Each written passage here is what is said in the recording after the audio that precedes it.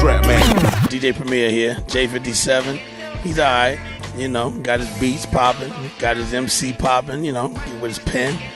Brown Bag All-Stars affiliate. And, you know, I fucks with him. That's my dude. You know, I give him the cosign. I even bring him candy. Shangle bombs, you heard? One of my favorite stories is November 3rd, 2008. We did an in-store for the Renaissance album release with Q-Tip at Fat Beats. It was a midnight release in-store. The only one, my 6 years working at Fat Beats, was the only one that I was a part of that was a midnight situation. He did that so that anybody who came, you can only get an autograph if you took a voting registration paper from my little table, you know, my glass case that I was selling, you know, the register. Yeah. You could only get an autograph if you got a voting registration slip so that you voted for. Well, we weren't pushing Obama, but we wanted you to, and you know, that kind of shit. And what's it called?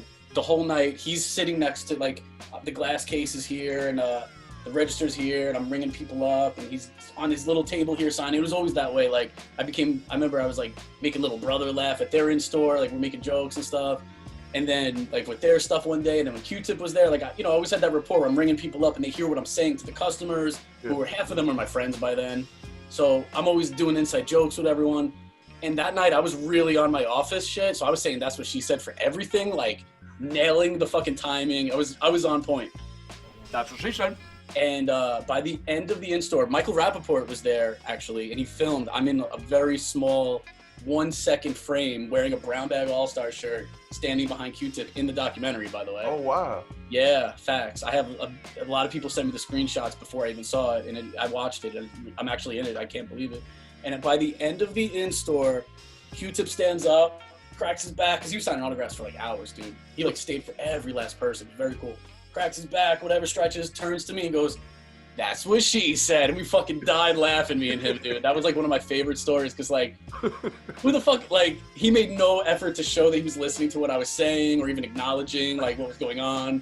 He was nice though, but like, yeah, by the end he wanted to show that he's a cool ass dude. He comes to me, he goes, "Oh, and by the way, that's what she said," and then walks away laughing, and he goes, "I love it," or some shit like that. We were dying. So that was one of my favorite stories, man, because it's like, I don't know, that's one of my idols, you know what I'm saying? Yeah. How did you meet Premier? Premier? Yeah, I'm a long-winded motherfucker. I don't want to hold you up, but like, it goes deeper than just meeting him and becoming cool with him. It was like 2006. It was Pharaoh Monch headlining show. Black Milk was the support act. Man, I'm so good with dates, but I can't remember what the date was. I know it was winter. Me and Audible Doctor went to that show. It was at Pianos in New York City. I want to say it was 2006.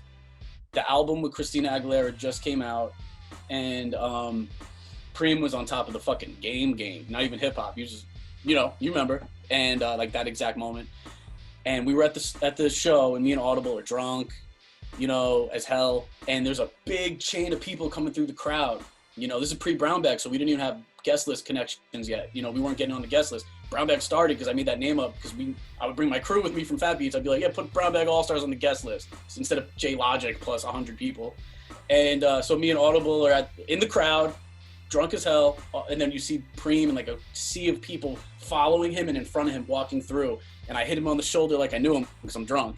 I'm like, boom. And he turns to me like he knew me because the way I did it is like, I've never even been in the same room as the guy, I was listening to him for like 10 years by then.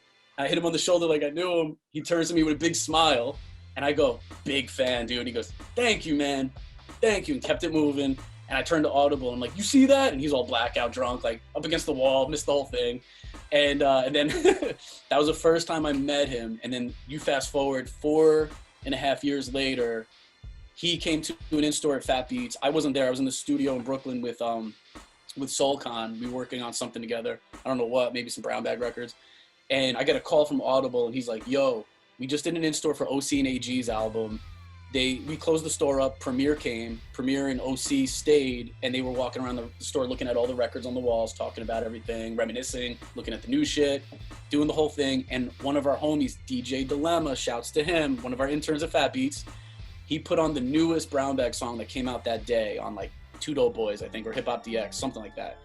It was called The Workhorse. He put the song on, knowing what he was doing. And OC and Premier ran up to the counter, Audible, and goes, yo, who is this? He goes, oh shit, this is my group. This is us. This is like half the people who are here right now. He goes, this is dope. And they both gave Audible their email addresses to give the song The Workhorse to them so Premier could play it and OC could listen to it. So they called me to tell me this, and I was like, get the fuck out of here. And then Premier called the store a week later, and I picked up, and he goes, yo, let me ask you, are you one of the brown bag kids? I'm like, yeah. He goes, I didn't get the email. Somebody send it to me again, please. My email is doing something, whatever. Can you send it again? I'm like, can I get your email address? And he's like, yeah, it's blah, blah, blah. And I emailed it to him, and we started getting cool. And then he would fill in free clips on Rap is Out of Control, which I was just the phone guy. I wasn't even a host yet, and for years. And he would fill in, and he'd be like, he would shout me out and just be like, yo, shouts to J57, man. Shouts to Brown Bag All-Stars. And he's like, Jay's on the phones. And that would make my life, dude. I would have died happy if I died that night, kind of shit. That's how happy that shit used to make me, for real. And then one day, this motherfucker goes, Rap is Out of Control. Eclipse was in town. He wasn't on tour. So Preemo wasn't filling in. He comes into the control room. I'm still a phone guy, April 2011. He comes up to me and he goes, yo, Jay, what are you doing later? And I'm like, I don't know. The show ends at midnight. Like, going home and wishing I was you. I don't know. Like, what do you want? And he's like, I didn't say that. And he goes, I got this kid Mac Miller coming by tonight if you want to come through. You know, Jazzy Jeff called me, asked me to get in the lab with him. They're working on something. So if you want to come through, I was like, what? And I went through. It was us three chilling the whole night. Fucking, yeah, crazy night. Just awesome night. Me and Mac Miller did our drops for the Live from Headquarters show on Shade 45. We did them together in the same booth, like literally standing next to each other on the mic while we did our drops. You know, be like, yo, this is J57. You listen to DJ Premier, blah, blah, blah. Yo, this is Mac Miller, da, da, da. Like, that fucking happened, dude.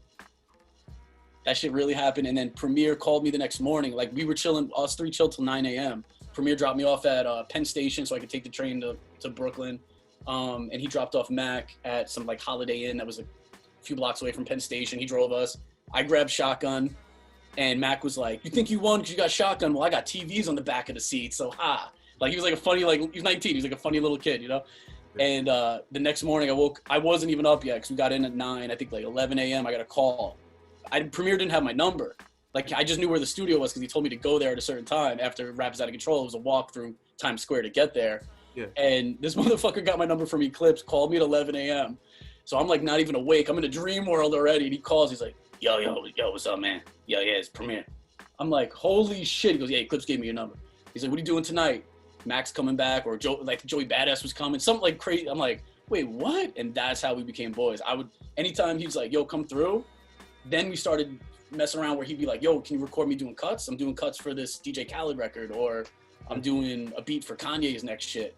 And which hasn't come out. I'm sure it's gonna. And like, shit, man, like a long time ago. And I would be on the boards, fucking hitting record for him, and then he'd make beats. Like, that's how we became boys, dude. It was just like he liked Brown Bag a lot and fucked with me. And I was like, you're my idol even before I met you, so this is cool.